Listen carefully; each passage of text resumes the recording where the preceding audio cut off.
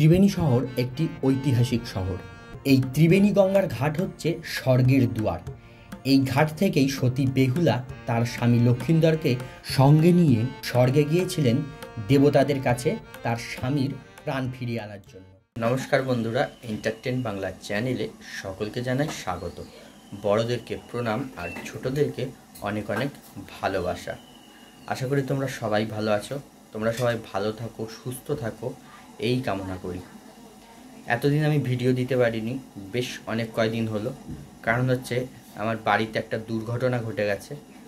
আমার কাকা, ওনার অকাল পলায়নের জন্য আমরা খুবই দুঃখিত, শোকাহত। সেই কারণে ভিডিও দিতে পারছিলাম না। তো সমস্ত দুঃখ কষ্ট ভুলে জীবনে চলার পথে তো এগিয়ে যেতেই হবে। সেই কারণে আজ থেকে শুরু করলাম আবার এই চলার পথে এগিয়ে যাওয়া। তো আজকে সেরকম বেশি দূরে কোথাও যাচ্ছি না। আজকে আমার শহর ত্রিবেণী তোমাদের ঘুরে দেখাবো এবং ত্রিবেণী গড়ে ওঠার ইতিহাস তোমাদেরকে শোনাবো। তো ভিডিওটা তোমরা দেখতে থাকো। যদি ভিডিওটা দেখে ভালো লেগে থাকে অবশ্যই লাইক, কমেন্ট, শেয়ার করে দিও। আর যদি চ্যানেলে নতুন হয়ে থাকো তবে চ্যানেলটা সাবস্ক্রাইব করে তোমরা আমার পাশে থেকো। তো চলো শুরু করা যাক আজকের ভিডিও। ত্রিবেণী। ত্রিবেণী হলো ভারতের পশ্চিমবঙ্গ রাজ্যের হুগলি জেলার বাঁশবেড়িয়া পৌরসভার উত্তর অংশে অবস্থিত একটি ছোট্ট শহর। ত্রিবেণী হিন্দুদের জন্য একটি অতি প্রাচীন পবিত্র স্থান। এই স্থানের পবিত্রতা বহু শতাব্দী ধরে স্বীকৃত হয়ে আসছে। 12 শতকের শেষ চতুর্থাংশে একটি সংস্কৃত ভাষায় লেখা অংশ পাভনাদীতমে উল্লেখ রয়েছে এই ত্রিবেণীর। গঙ্গা, যমুনা, সরস্বতী এই তিনটি নদীর মিলন থেকেই এই ত্রিবেণী নামটি পাওয়া যায়। 1881 খ্রিস্টাব্দে জেমস রেনেলের বাংলা মানচিত্রে টেরেবনী নামে অভিহিত করা হয়েছিল এই ত্রিবেণীকে। বিখ্যাত হিন্দু দার্শনিক এলাকা শ্মশানঘাটের পাশ দিয়ে সরু নদীখাতে প্রবাহিত হতো সরস্বতী নদী, যা ছিল সপ্তগ্রামের দক্ষিণ পশ্চিমে। পরে এই নদীপথ ছেড়ে গঙ্গা নদী, বিশেষ করে হুগলি বা ভাগীরথী নামে পরিচিত হয়ে সমুদ্রে মিলিত হয়। এই হচ্ছে সেই সরস্বতী নদী। আর এই হচ্ছে এই যে সামনেটা, এইটা হচ্ছে মোহনা, যেখানে সরস্বতী নদী এসে মিলিত হয়েছে গঙ্গা নদীর সঙ্গে। এই হচ্ছে মহাতীর্থ ত্রিবেণী ঘাট।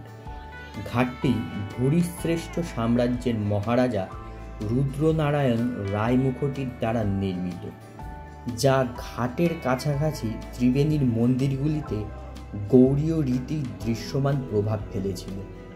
এই হচ্ছে মহাতীর্থ ত্রিবেণী ঘাটের পাশের মন্দিরগুলি। পূর্বে এই মন্দিরগুলি এইরকম ছিল না। বর্তমানে মন্দিরগুলি সংস্কার করে সুন্দর করে সাজিয়ে তোলা হয়েছে। মন্দিরের গর্ভগৃহে বিরাজ করছেন বিভিন্ন দেবদেবতা। রয়েছেন দেবাদিদেব মহাদেব, মা গঙ্গা, লক্ষ্মীনারায়ণ, বজরংবলী। এছাড়াও রয়েছেন নীলমাধব, বেণীমাধব, জগন্নাথ, সুভদ্রা, বলরাম, এরকম বিভিন্ন দেবদেবতা রয়েছে। আর প্রত্যেকটি দেবদেবতার নিত্য পুজো করা হয় এই মন্দিরগুলিতে। আর এই হচ্ছে মহাতীর্থ ত্রিবেণী ঘাট, যেখান থেকে সতী বেহুলা তার স্বামী লক্ষিন্দরকে নিয়ে স্বর্গরাজ্যে গিয়েছিলেন দেবদেবতার কাছে তার স্বামীর প্রাণ ফিরিয়ে দেওয়ার জন্য। মনসামঙ্গল কাব্যের থেকে জানা যায় যে সতী বেহুলা স্বর্গরাজ্যে গিয়ে নৃত্য প্রদর্শনী করে দেবতাদের মন সন্তুষ্ট করে তার স্বামীর প্রাণ ফিরে পান। সেই কারণে এইখানকার বাসিন্দাদের তো বটেই, বহু দূর দূরান্তের লোকেরাও বিশ্বাস করেন এটাই, যে ত্রিবেণী ঘাট হচ্ছে স্বর্গের দুয়ার। এই হচ্ছে নেতাধোপানির পাটা, যেখানে নেতাধোপানি দেবতাদের জামা কাপড় পরিষ্কার করতেন। আর এই যে চিহ্ন দুটি দেখা যাচ্ছে, এই হচ্ছে নেতাধোপানির পদচিহ্ন। এই নেতা ধোপানি বেহুলা লক্ষিন্দরকে নিয়ে স্বর্গে গিয়েছিলেন দেবতাদের কাছে।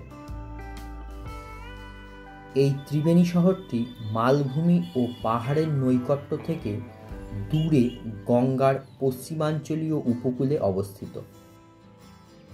এইখানকার জাফর খান গাজীর মসজিদ হল পশ্চিমবঙ্গের মুসলিমদের নিকটতম অতীতের বেঁচে থাকা স্মৃতিস্তম্ভগুলির একটি। এই হচ্ছে সেই জাফর খান গাজীর মসজিদ, যেটি বর্তমানে গাজীর দরগা নামে অধিক পরিচিত।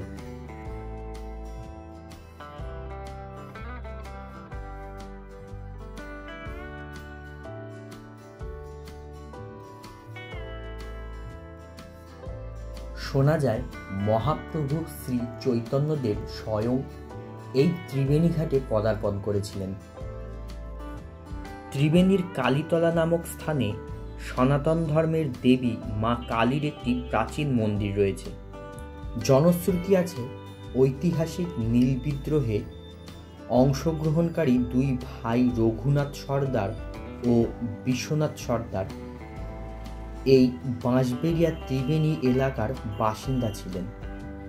তারা প্রাচীন কালী মন্দিরে ডাকাতির পূর্বে উপাসনার জন্য আসতেন। এই ত্রিবেণী শহরের মোট আয়তন হচ্ছে 9.07 বর্গ কিমি, 3.50 বর্গ মাইল।